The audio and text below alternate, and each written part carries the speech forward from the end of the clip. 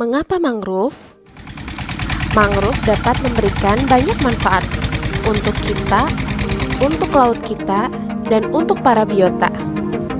Berdasarkan data di pesisir Laut Cirebon telah banyak limbah sampah. Mangrove dapat memfilter sampah tersebut agar tidak sampai ke lautan lepas. Dalam waktu 3 tahun terakhir, Kabupaten Cirebon telah kehilangan lahan sebanyak 8 hektar karena terjadinya abrasi. Bagaimana cara mencegahnya?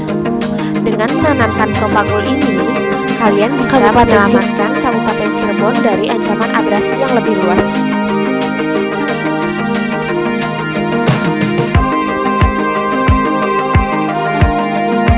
Nah, dengan segala manfaat yang ada di mangrove, apa masih ada alasan untuk tidak menjaga mangrove?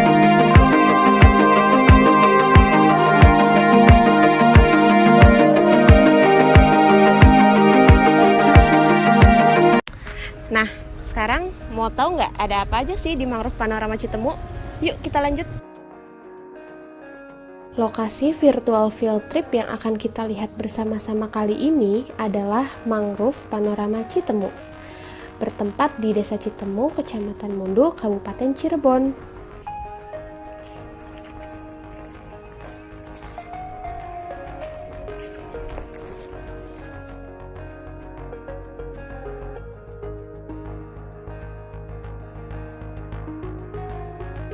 Ada 2 jenis mangrove yang ada di sini, yaitu yang pertama Rhizopora, yang kedua Avicennia. Nah, bagaimana sih cara membedakannya? Kalau Rhizopora memiliki akar yang menghujam ke tanah atau sering kita kenal dengan akar tunjang. Sedangkan Avicennia memiliki akar nafas yang menonjol dari permukaan air.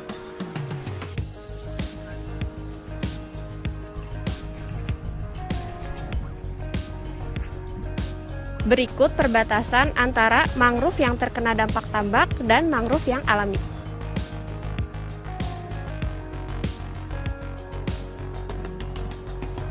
Kita mengukur, yang pertama ada intensitas cahaya, yang kedua ada kelembaban, dan yang ketiga ada suhu. Untuk mengukur faktor abiotik yang ada di mangrove yang terkena dampak tambak, kita bisa melakukannya dengan aplikasi yang ada di handphone. Untuk suhu dan kelembaban, kita dapatkan 25 derajat dengan kelembaban 82%.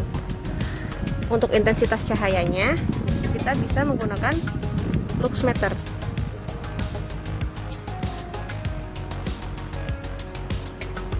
Nah, arahkan ke atas.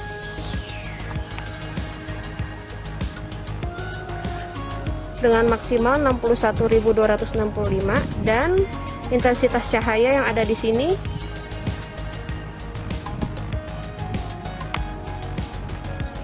empat 49.010.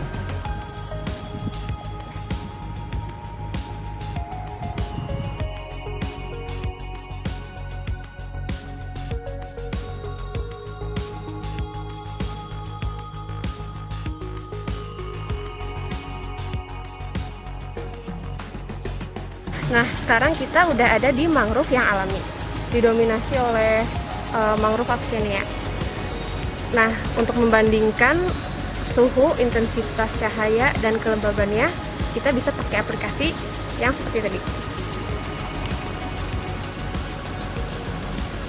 Suhunya tidak beda jauh dengan mangrove yang terkena dampak tambak. Untuk intensitas cahayanya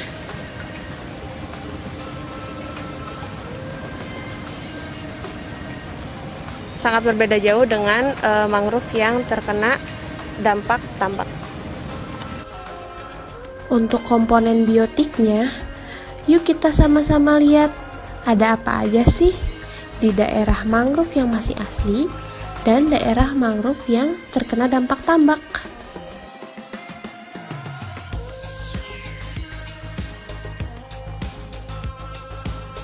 Apakah kalian lihat ada ular di sana?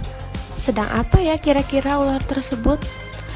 Dalam suatu ekosistem, biotik dibagi menjadi 2. Yang pertama ada komponen biotik produsen, Dan yang kedua ada komponen biotik konsumen. Oke, yang seperti kita lihat di video, yang pertama ada akar mangrove. Nah, di dalam akar mangrove tersebut terdapat cacing yang sayang sekali tidak dapat terlihat di kamera. Lalu ada kepiting, yang kepiting tersebut adalah memakan cacing. Kemudian ada ular yang memakan kepiting. Menurut kalian, manakah yang produsen dan manakah yang konsumen?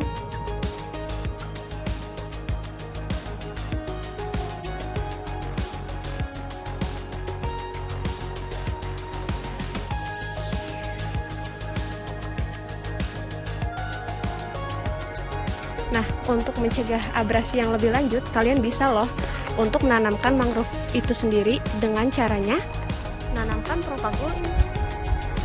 Sangat mudah bukan?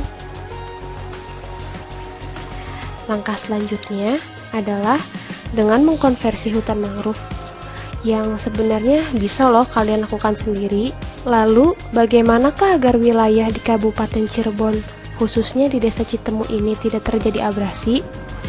Salah satunya adalah dengan mengedukasi masyarakat untuk menghentikan pelebaran lahan tambak. Sehingga saat pandemi ini berakhir dan kalian ada kesempatan ke mangrove panorama Citemu, mudah-mudahan lahan tambaknya tidak terus bertambah dan menggeser lahan mangrove lagi ya.